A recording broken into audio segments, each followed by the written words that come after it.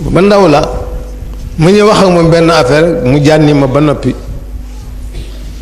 ni ma loolu dafa mel ne da ngay changer te góor du changer daal di ni pat ma génn nag sama ngëlëmte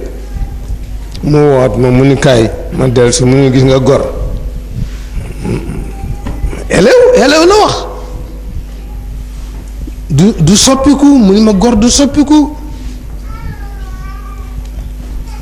mu ni ma du tiit ba fen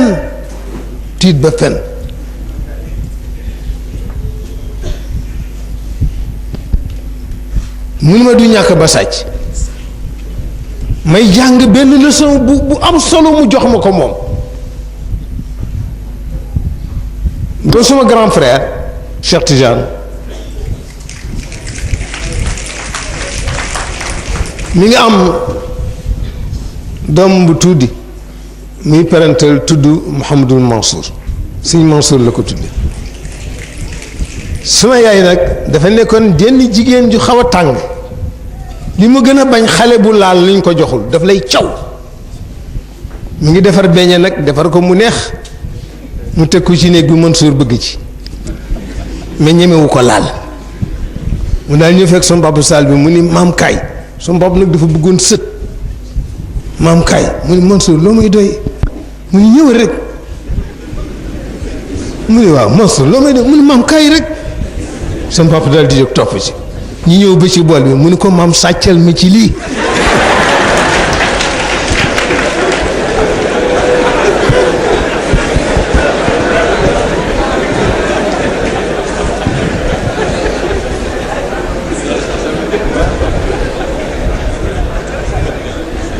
bi mu ko waxee loolu sama papa daal di ree daal ni ko ah Mansour yaa ngi may def loolu loo mosul def de waaw daal ni ma anu sa yaay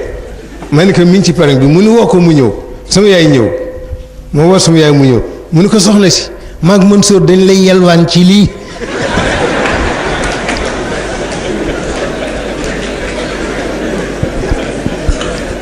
mais man seen boobu jàngal na ma lu bari keroog ci maandu teem moom mënoon na ubbi rek dindi benn jox ko waaye gis nga mu wooloo ki fi def bool bi mu ñëw mu ni ko dañ lay yalwaan ci lii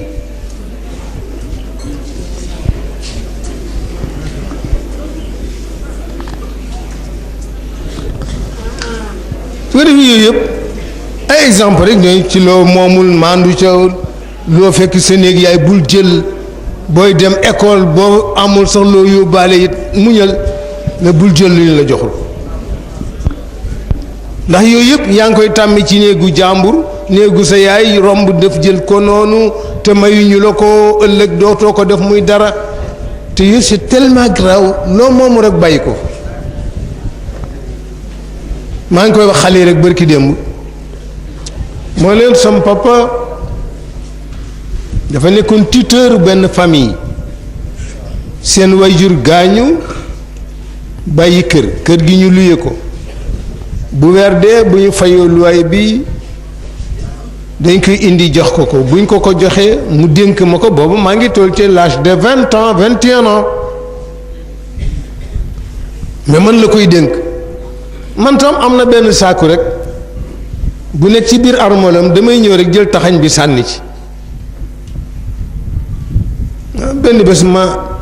toog ñun ma kaay wuyu si papa ma ñëw fekk famille bi toog ma ñëw taxaw mu ne ma ana xaalis bi ma ne ko ban xaalis mun ma biñ la doon jox pour ñii ma ne ah mi ngi ci armol bi mun demal indi ko ma dem indi ñu calcul weer yi weer tel nangami weer la weer wu nekk nangam ñu taqal ñu taxañ yi man kenn jotu ko defar mu nekk très juste bon mu daal di nii la ñu ne waaw mu ne jox leen ko indemnité de responsabilité